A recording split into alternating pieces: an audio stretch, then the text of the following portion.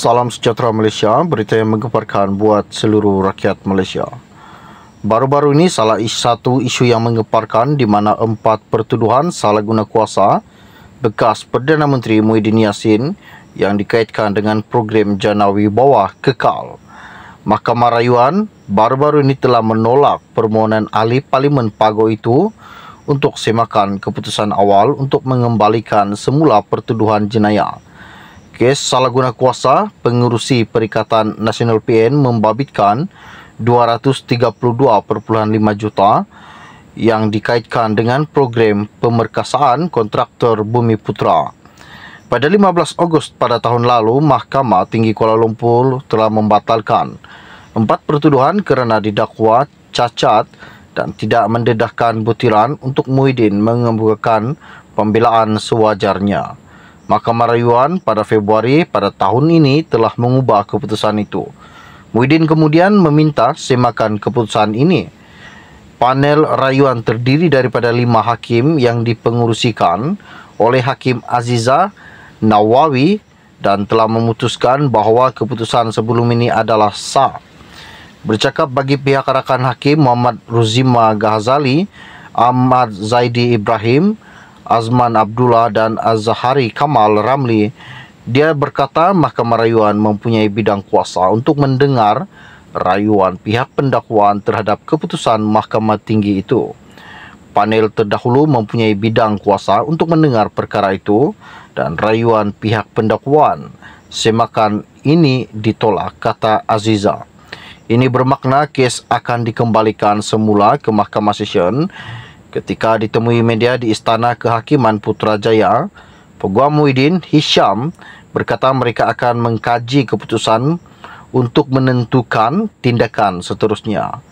Pada Mac tahun lepas, di hadapan Mahkamah Session Kuala Lumpur, Muhyiddin meminta dibicarakan atas 4 pertuduhan salah guna kuasa dan 3 pertuduhan tambahan pengubahan wang haram. Di bawah Seksyen 23 dalam kurungan 1 Akta SPRM 2009, beliau didakwa menggunakan kedudukan beliau sebagai Perdana Menteri ketika itu dan Presiden Bersatu untuk dorongan berjumlah 232.5 juta daripada 3 syarikat dan seorang individu antara 1 Mac 2020 dan Ogos 20 sehingga 2021.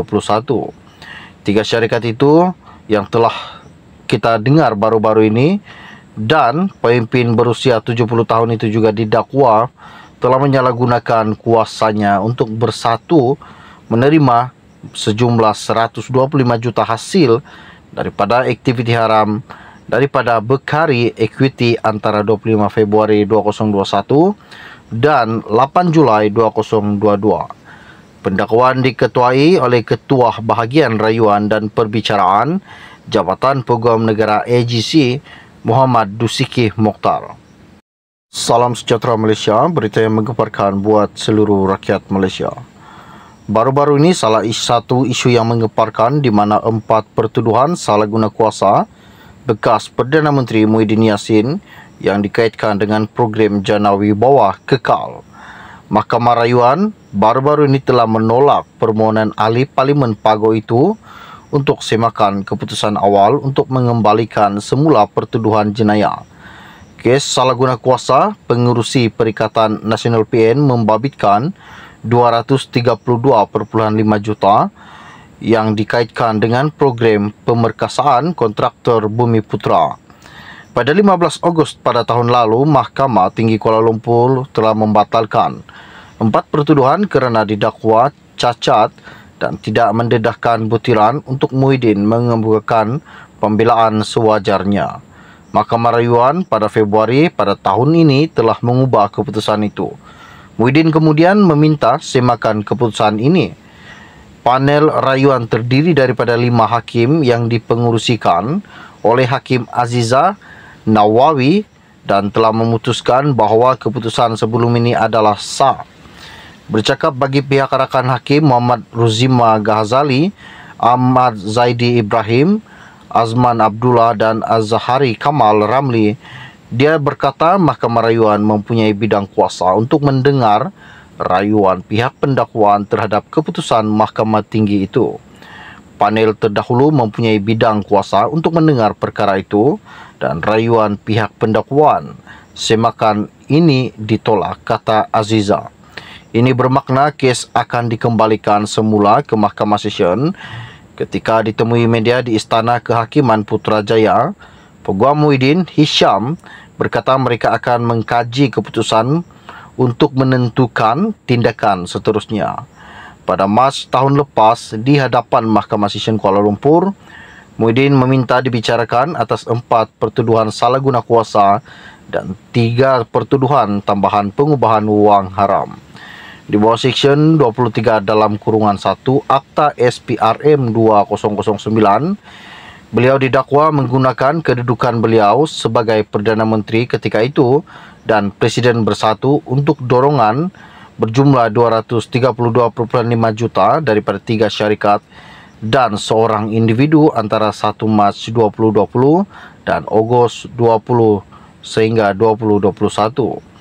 3 syarikat itu yang telah kita dengar baru-baru ini dan pemimpin berusia 70 tahun itu juga didakwa telah menyalahgunakan kuasanya untuk bersatu menerima sejumlah 125 juta hasil daripada aktiviti haram daripada Bekari Equity antara 25 Februari 2021 dan 8 Julai 2022. Pendakwaan diketuai oleh Ketua Bahagian Rayuan dan Perbicaraan Jabatan Peguam Negara AGC Muhammad Dusiki Mokhtar. Salam sejahtera Malaysia, berita yang menggemparkan buat seluruh rakyat Malaysia. Baru-baru ini salah satu isu yang menggemparkan di mana 4 pertuduhan salah guna kuasa bekas Perdana Menteri Muhyiddin Yassin yang dikaitkan dengan program Jana Wibawa kekal. Mahkamah Rayuan baru-baru ini telah menolak permohonan ahli Parlimen Pago itu untuk semakan keputusan awal untuk mengembalikan semula pertuduhan jenayah. Kes salah guna kuasa pengurusi Perikatan Nasional PN membabitkan 232.5 juta yang dikaitkan dengan program pemerkasaan kontraktor Bumi Putra.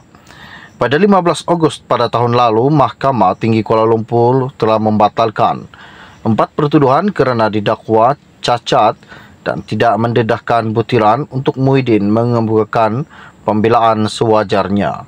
Mahkamah Rayuan pada Februari pada tahun ini telah mengubah keputusan itu. Muhyiddin kemudian meminta semakan keputusan ini.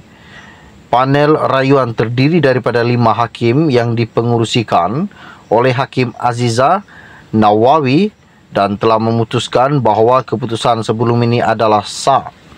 Bercakap bagi pihak rakan hakim Muhammad Ruzima Ghazali, Ahmad Zaidi Ibrahim, Azman Abdullah dan Azhari Kamal Ramli, dia berkata Mahkamah Rayuan mempunyai bidang kuasa untuk mendengar rayuan pihak pendakwaan terhadap keputusan Mahkamah Tinggi itu.